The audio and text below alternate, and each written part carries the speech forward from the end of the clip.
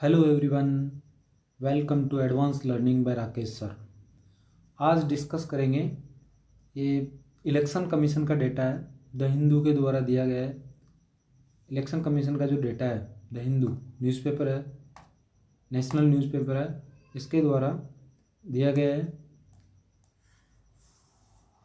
Okay, तो election commission ने क्या क्या डेटा दिया है उसके बारे में चर्चा करते हैं।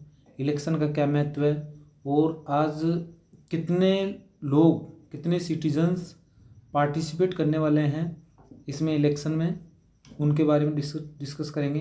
जो लोकसभा इलेक्शन होंगे,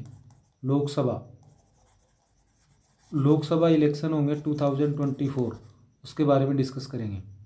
ओके, और भारतीय निर्वाचन आयोग, इलेक्शन कमीशन ऑफ इंडिया, उसके द्वारा जो डिटेल दी गई है उसके बारे में डिस्कस करेंगे। तो एक एक करके अपन डिस्कस करते हैं।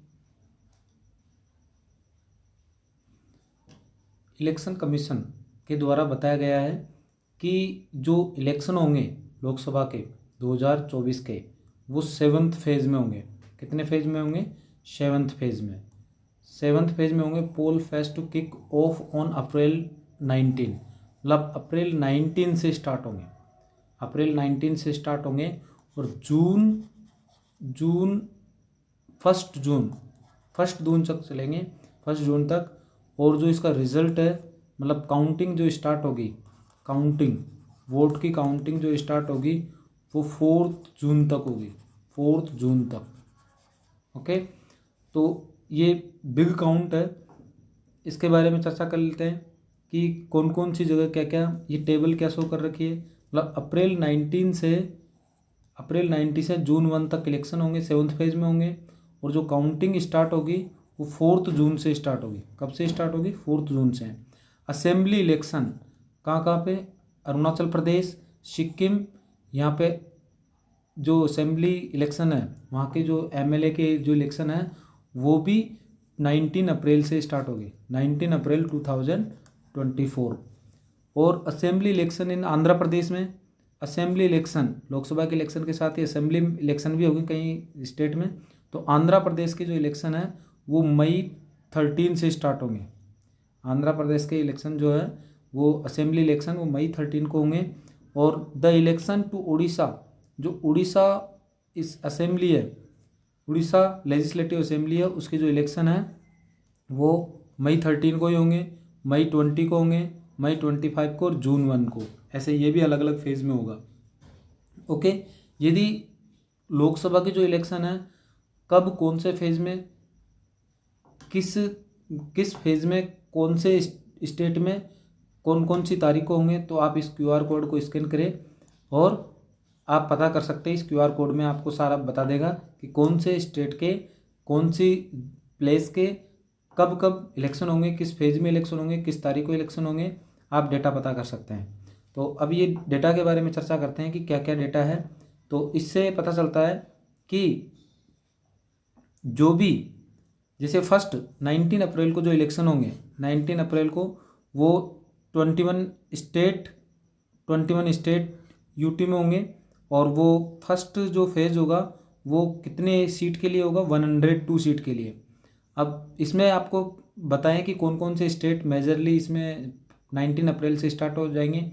राजस्थान का कुछ पार्ट में, इधर उत्तराखंड में, उत्तर प्रदेश के कुछ पार्ट में भी स्टार्ट होगा, और जम्मू कश्मीर के कुछ पार्ट में, इधर मध्य प्रदेश के कुछ पार्ट में, एमपी में भी, महाराष्ट्र में भी स्टार्ट होगा, और महाराष्ट्र में, छत्तीसगढ़ में भी स्टार्ट होगा। और 19 अप्रैल को तमिलनाडु में भी 19 अप्रैल को होगा। और ये नॉर्थ ईस्ट इंडिया जो है, अरुणाचल प्रदेश, आसाम, नागालैंड, इधर मेघालय, मिजोरम, त्रिपुरा का कुछ भाग, मणिपुर का कुछ भाग, इसमें भी क्या होगा? इलेक्शन होगा 19 अप्रैल को। सेकंड फेज जो होगा वो 89 सीट पर होगा। पूरा 543 सीट पर इलेक्शन होंगे। जो कैंडिडेट मतलब सीट के लिए कंटेस्ट करेंगे, इलेक्शन कंटेस्ट होंगे, और अलग अलग पॉलिटिकल पार्टीज इलेक्शन में पार्टिसिपेट करेगी अपने कैंडिडेट उतार के।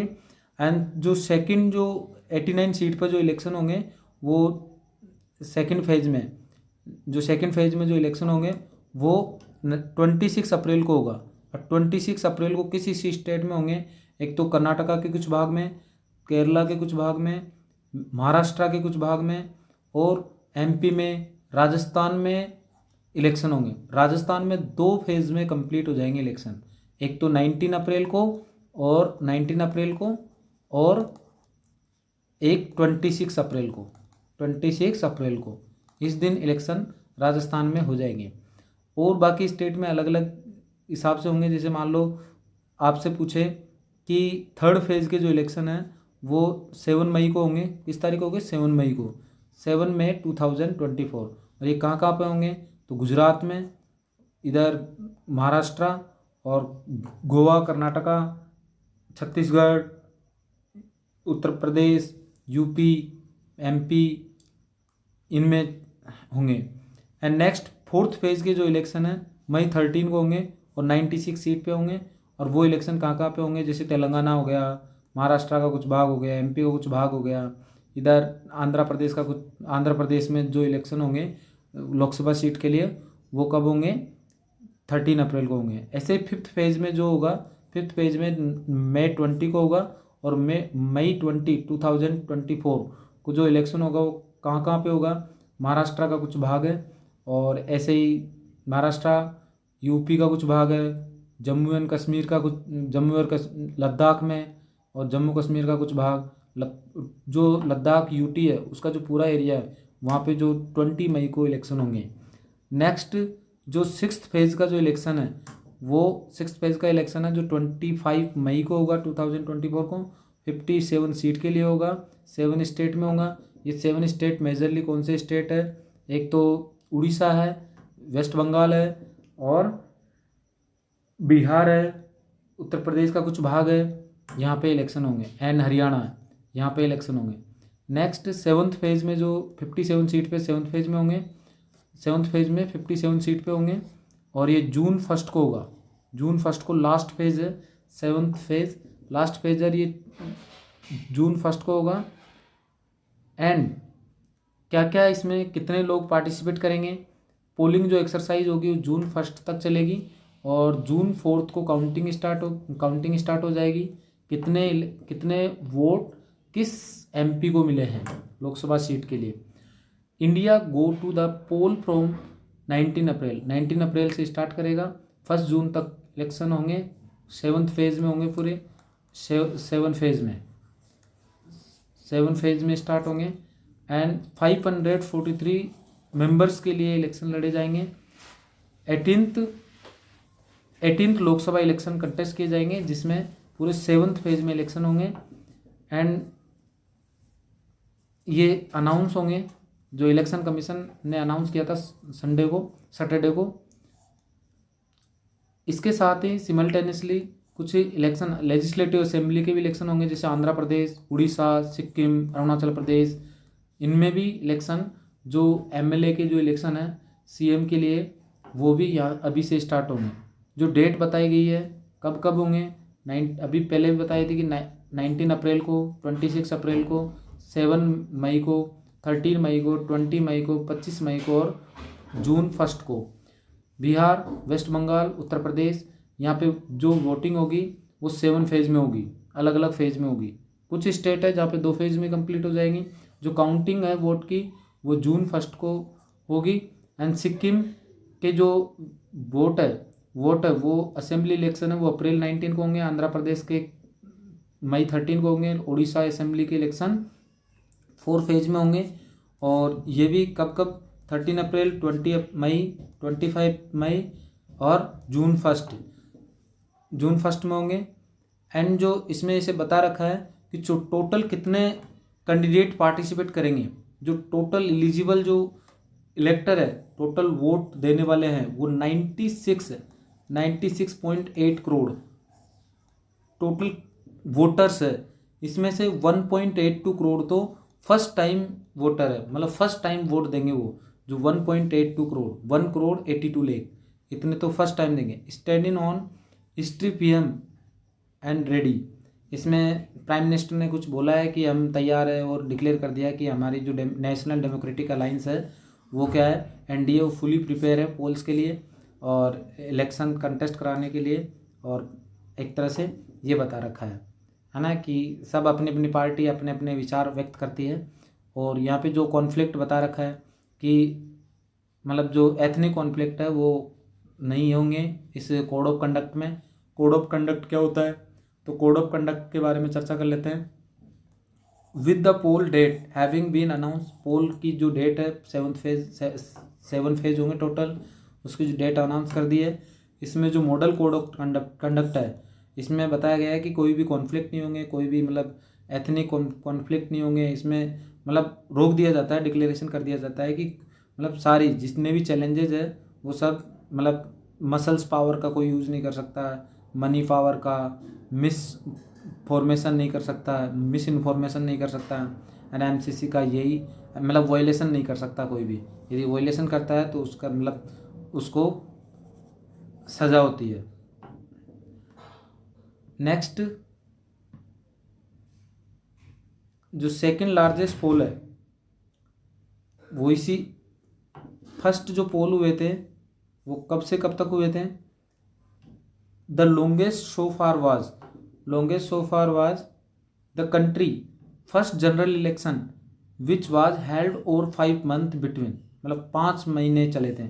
9 सितंबर 19 फर्स्ट इलेक्शन हुए थे, जो लंबे समय तक चलने वाले जो इलेक्शन है वो 1951 सितंबर 1951 से फरवरी 1952 तक चले थे। चीफ इलेक्शन जो अभी कौन है, chief election commission of India, वो chief election commissioner Rajiv Kumar ji है, राजीव कुमार।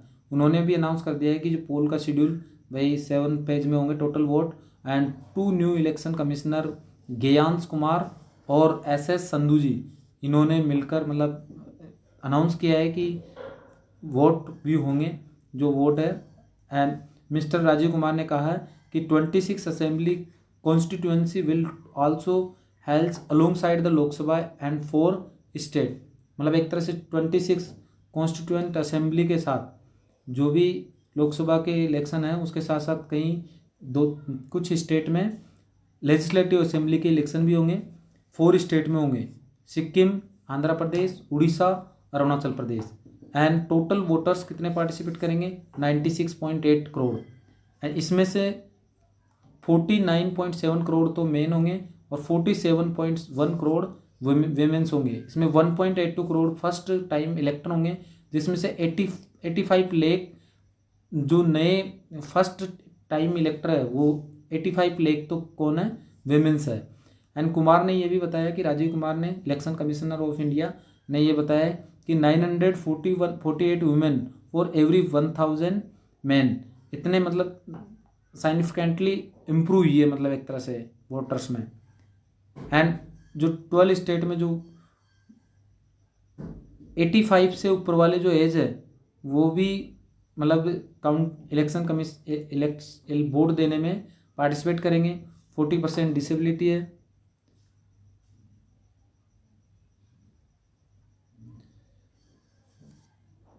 यहाँ पे बता रखा है कि 18th लोकसभा जो इलेक्शन है वो 543 सीट पे होगा, 7th फेज में होगा। कितने डेज में कंप्लीट होगा, 44 डेज में। टोटल नंबर ऑफ डेज कितने, 44 डेज में लोकसभा इलेक्शन के जो वोट है वो कम्प्लीटली डाले जाएंगे। कितने, 19 अप्रैल से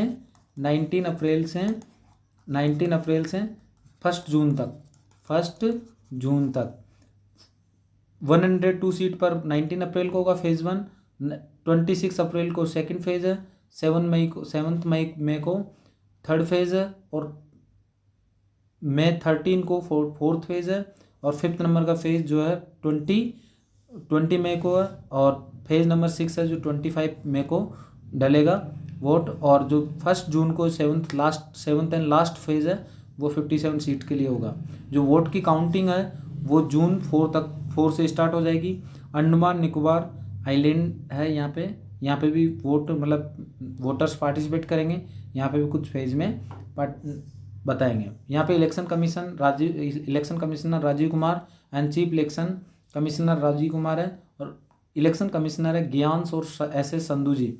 उन्होंने भी दिल्ली में सैटरडे को अनाउंस किया था ये कि ओवरऑल 91 करोड़ 91 करोड़ 2019 के जो लोकसभा इलेक्शन है उसमें पार्टिसिपेट करे थे, लेकिन इस बार जो वोटर है ओवरऑल वोटर्स वो 96.8 करोड़ है 2014 में। मतलब पूरे 5 साल के अंदर 17th लोकसभा इलेक्शन से 24 जो 2024 इलेक्शन में इलेक्शन हो रहा है Lok Sabha election 18th Lok Sabha election में मतलब ग्रोथ हुई है। कितनी ग्रोथ हुई है कि 2019 में नए वोटर्स 1.5 करोड़ थे, लेकिन 2024 में नए वोटर्स 1.8 करोड़ है। नेक्स्ट जो इसमें कुछ वोटर्स के बारे में बता रखा है कि क्या कौन कौन से वोटर्स पार्टिसिपेट करने वाले हैं। तो 18 से 19 की जो एज ग्रुप वाले वोटर्स है वो 1.8 करोड़ है। टोटल वोटर्स का 1.99% है। जो 1.8 करोड़ मतलब 1,84,00,000 वोटर्स पार्टिसिपेट करेंगे जो 18 से 19 के एज ग्रुप में आते हैं। और ओवरसीज इलेक्टर्स मतलब जो विदेश से वोट देने आएंगे, विदेश से मतलब अब्रोड से वोट देने यहाँ पे आएंगे, जो अपने NRI है वो 1.18 लाख मतलब 1,18,000 लोग वो होंगे जो बाहर से वोट देने आएंगे। अपने ही देश के निवासी है लेकिन बाहर काम करते हैं।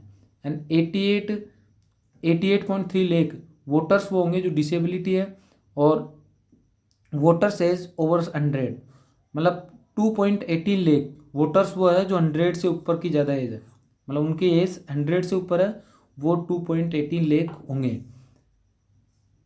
अब इसमें से इनके वोटर्स जो वोट में पार्टिसिपेट करने वाले कितने % रहेंगे वो जब इलेक्शन होंगे तब बताया जाएगा। इसमें ट्रांसजेंडर जो कम्युनिटी से जो वोट देने वाले हैं उनकी संख्या टोटल है 48,044 मतलब 48,000 वोटर तो लगभग किसके हैं, ट्रांसजेंडर के हैं। मतलब ट्रांसजेंडर का भी कंट्रीब्यूशन है वोट में। एंड 19 ट्रांसजेंडर कम्युनिटी का भी एंड 19 लाख जो सर्विस इलेक्टर होंगे, सर्विस है वो वोट देंगे। एंड 81.8 लाख मतलब 81 लाख तो वो वोटर है जो 85 से ऊपर की एज के हैं। 85 से ऊपर की एज के वाले 81.8 लाख इलेक्टर है, वोटर्स है। और टोटल पोलिंग स्टेशन कितने हैं, कहाँ पे पोलिंग स्टेशन है, तो 10,48,202 मतलब 10,48,202 टोटल पोलिंग स्टेशन है। यहाँ पे वोट होंगे। ये पोलिंग स्टेशन को तैयार किया जाएगा। ये